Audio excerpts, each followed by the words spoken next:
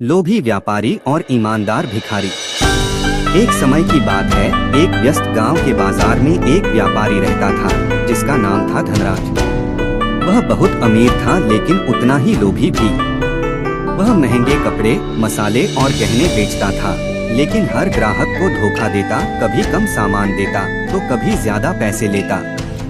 उसी बाजार के पास बैठता था एक गरीब भिखारी जिसका नाम था रामू।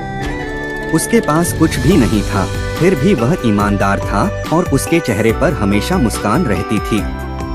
वह कभी जोर से भीख नहीं मांगता, न किसी को परेशान करता। लोग उसकी दयालु आंखों के कारण उसे खाना दे जाते। चालाकी की कोशिश। एक दिन रामू धनराज की दुकान के पास बैठा था। पास के घर से पके हुए चावल की खुशबू आ रही थी। रामू ने आंखें बंद की और सूखी रोटियां खाते हुए चावल की कल्पना करने लगा। धनराज ने यह देखा और गुस्से में आ गया। वह चिल्लाया, अरे तू मेरे दुकान से खाने की खुशबू चुराता है, इसका भी दाम देना पड़ेगा। बाजार के लोग हंसने लगे, पर धनराज तो गुस्से में था।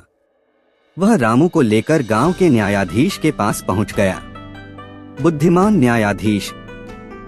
गांव का न्यायाधीश बहुत समझदार और निष्पक्ष था। उसने दोनों की बातें ध्यान से सुनी, फिर मुस्कुराकर बोला, धनराज सही है, रामू को भुगतान करना होगा, पर पैसों की आवाज से। रामू हैरान था, पर न्यायाधीश ने कहा, जो थोड़े पैसे तेरे पास हैं, उन्हें निकाल और झंकार कर। रामू ने ऐसा ही किया। न्यायाधीश ने धनराज से कहा, तूने चावल की खुशबू ली, अब तूने पैसे की आवाज सुनी, हिसाब बराबर। मामला खत्म। सभी हंसने लगे। धनराज शर्मिंदा होकर चला गया और रामू फिर से अपनी जगह बैठ गया, अब पहले से ज्यादा सम्मानित।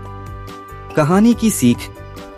लोभ की हार होती है और बुद्धिमानी की जीत। सच्चा मूल्य पैसों में नहीं, बल्कि ईमानदारी और करुणा में होता है।